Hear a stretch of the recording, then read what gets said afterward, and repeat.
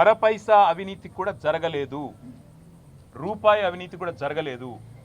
మళ్ళీ చెప్తా ఉన్నా, తెలంగాణ కోసం, తెలంగాణ ఇమేజ్ను ఆకాశం అంత ఎత్తుకు తీసుకుపోవడం కోసం, భారతదేశంలో మాత్రమే కాదు ప్రపంచ పటంలో హైదరాబాద్ని ఒక విశ్వనగరంగా ప్రతిష్ఠించడం కోసం తీసుకున్న నిర్ణయం తప్ప ఏమీ ఆశించి కానీ మీలాగా ఏదో వెనకాల గుడుపుటాన్ని చేసుకొని చేసిన పని కానే కాదు.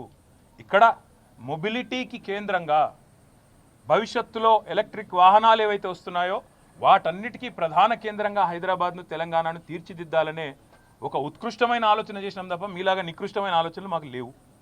మళ్ళీ చెప్తా ఉన్నాను, మీలాగా దివాలాకోరు పనులు చేయాల్సిన కర్మ మాకు లేదు. 110% మళ్ళీ చెప్తున్నా, మీరు ఏ రకంగా వచ్చినా, ఏ విచారణకు రమ్మన్నా నేను వస్తాను. ఎల్లుండి 9వ తారీఖు నాడు కూడా లాయర్లతో మరి రేపు హైకోర్టు రిలీఫ్ ఇస్తే, నాకు అవకాశం ఇస్తే, హైకోర్టు మా వాదనను మన్నిస్తే, లాయర్లను అనుమతిస్తే లాయర్లతో పోతా, అటెండ్ అవుతాను. ఈడీ కూడా పిలిచింది 16వ తారీఖు నాడు, తప్పకుండా వారి దగ్గర కూడా పోతాను. వారు కూడా ఏమడిగినా సమాధానం చెప్పడానికి నేను రెడీగా ఉన్నాను. నాకు దాపరికము లేదు, నాకు దాయాల్సింది కూడా ఏం లేదు. నిజాయితీకి ధైర్యం ఎక్కువ.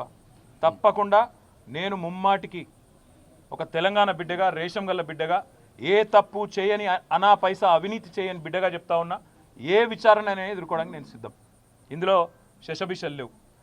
ఈరోజు కొంతమంది ఏదైతే శునకానందం పొందుతున్నారు, ఏదో జరిగిపోయింది వాళ్ళకు కూడా నేను చెప్తా ఉన్నా, ఇది కేవలం ఆరంభం మాత్రమే. ఒక మీ పిటిషన్ను, మీ విచారణను కొనసాగించుకోమని చెప్పింది హైకోర్టు తప్ప, హైకోర్టు ఏమి నాకు శిక్ష వేయలేదు, నేనేం నేరం చేసినా అని చెప్పలేదు, లేదా నేనేదో తప్పు చేసినట్టు అంతకంటే చెప్పలేదు, కనీసం స్కామ్ అన్న మాటను కూడా వాడలేదు. కాబట్టి నేను పాత్రికేయ మిత్రులను కూడా కోరుతా ఉన్నా, ఇదిగో పులి అంటే అదిగో తోక, దయచేసి ఆగం కాకండి.